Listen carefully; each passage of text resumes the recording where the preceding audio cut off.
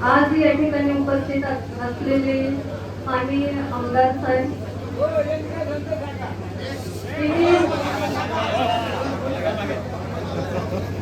विविध विभागाचे अधिकारी आणि या ठिकाणी जमलेले सर्व गावचे सरपंच, गावकरी आणि ज्या सर्वांना तुमच्या सोबतच मला देखील या प्रोजेक्ट बद्दल बऱ्यापैकी कुतूहल आहे, कारण आमच्यापर्यंत हा प्रोजेक्ट जसं यांनी सांगितलं गेल्या 1.5 महिन्यातच मी प्रांताधिकारी म्हणून या ठिकाणी चार्ज घेतलेला आहे.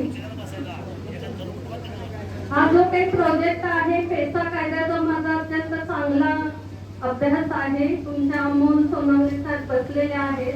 आंबेगाव मध्ये नॅशनल हायवेचं जे काही ऍक्विजिशन सुरू आहे त्या ठिकाणी सर्व पद्धतीचं हे जे काही तुम्ही आता बोलताय, ग्रामपंचायतीला विश्वासात घेतलं पाहिजे, ग्रामसभा झाल्या पाहिजे, ग्रामसभेची ना हरकत आली तरच त्या ठिकाणी आम्ही आंबेगाव तालुक्यामध्ये 25 गावांमध्ये नॅशनल हायवेसाठी जागा ऍक्विजिशन केलेली आहे. आज आपण या ठिकाणी जे भेटतोय हा पर्यावरणीय अभ्यास अहवाल, हा प्री डीपीआर आहे. अजून ह्याला कुठलाही फायनल झालेला नाही. सर्वांनी आज या ठिकाणी हे समजून घेणं आवश्यक आहे. जिल्हाधिकारी महोदयांनी हे जे काही हा डीपीआर किंवा प्री डीपीआर आहे तो तुमच्या सोबतच आम्हाला आमदार साहेबांना पण हा समजून घ्यायचा होता, म्हणून आज आपण या ठिकाणी भेटत आहोत. याचा अर्थ असा नाही की हे सर्व आता काम झालेलं आहे, ग्रामपंचायतीनं कुठे विश्वासात घेतलेलं नाही, असं अजिबात ह्याचा अर्थ नाहीये. एमपीसीबीचे जे अधिकारी आहेत हे सुरुवातीला याचा पर्यावरण विषयक किंवा भागाचा ठोकळाचा अभ्यास केला जातो आणि त्याच्यावर त्या अनुषंगानं पोल्युशन किंवा प्रदूषण काय होईल का, लोकांच्या लोकजीवनावर काय परिणाम होईल का, जी काही जमीन आहे त्यामध्ये काय बदल होईल का आणि मग कोणत्या कारणासाठी या ठिकाणी आपण हे प्रयोजन केलेलं आहे त्याची तपासणी करण्यासाठी ते अभ्यास करत असतात आणि त्याची जनसुनावणी आपली 21 तारखेला आहे. त्याचा अर्थ जनसुनावणी म्हणजे काय असतं? जनसुनावणी हे एक असं फोरम आहे, यामध्ये या भागामध्ये कार्यरत असलेल्या सर्व ज्या काही संस्था असतात, अभ्यास गट असतात, गावातली लोक, ग्रामपंचायती, ह्या सर्वांना या ठिकाणी त्यांचं मत मांडण्याचा जो संविधानानं दिलेला अधिकार आहे तो अधिकार त्या ठिकाणी दिला जातो.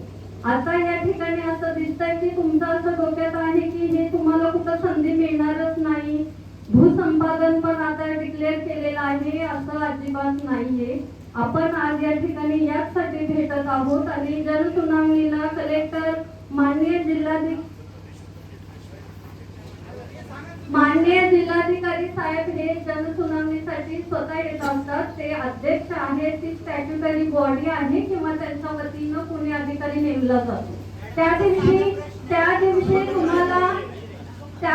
तुम्हाला तुमचं जे काही तुमच्या ज्या काही गोष्टी किंवा मुद्दे मांडायचे आहेत ते तोंडी किंवा लेखी स्वरूपात त्या दिवशी तुम्ही जनसुनावणीच्या दरम्यान देणं अपेक्षित आहे. आज आपण या ठिकाणी भेटतोय हे काय आहे? तुमच्यासारखंच मलाही याचं कुतूहल आहे. नाव वाचलं की असं वाटतंय काहीतरी फार मोठा प्रोजेक्ट आहे, तोच आपण सगळ्यांनी आधी समजून घेऊया. हे समजल्यानंतर तुम्हाला तुमचे मुद्दे सनदशील मार्गाने प्रत्येकाला मांडण्याचा अधिकार आहे आणि तो दिला जाणार आहे, हे प्रत्येकाला समजून घ्यायचं आहे. हे आज या ठिकाणी प्रशासन अत्यंत तातडीच्या सूचनेवर या ठिकाणी आपण आज या ठिकाणी बैठक आयोजित केलेली आहे, ती केवळ तुमच्यासाठीच आहे. हे प्रत्येकानं कुठेतरी मनात समजून घेणं आवश्यक आहे. आम्ही देखील तुम्हालाच प्रतिनिधित्व करतो, तुमच्यातूनच आलेलो असतो आणि आम्हाला ती जाणीव आहे. कदाचित बरेच जणांना माहिती आहे, मी 1.5-2 महिन्यापासून या ठिकाणी प्रांत कार्यालयामध्ये प्रांताधिकारीचा चार्ज घेतलेला आहे. हे तुमचं काय रिप्रेझेंटेशन आहे ते मी साहेबांसमोर देखील मांडणार आहे. फक्त ह्याचा मार्ग तुम्ही थोडंसं आमचंही काहीतरी शब्दाचा मान ठेवून जे काही तुमचं जे लेखी म्हणणं आहे ते आमच्यापर्यंत दिलं तर आम्हाला त्या ठिकाणी मानणं सोपं होणार आहे. आणि आपण आता मला असं वाटतंय हे सगळ्यांच्या फाईल रेडी आहेत, तर आता आपण पुढचं प्रोजेक्टची माहिती आधी घेऊन मग पुढे जाऊ.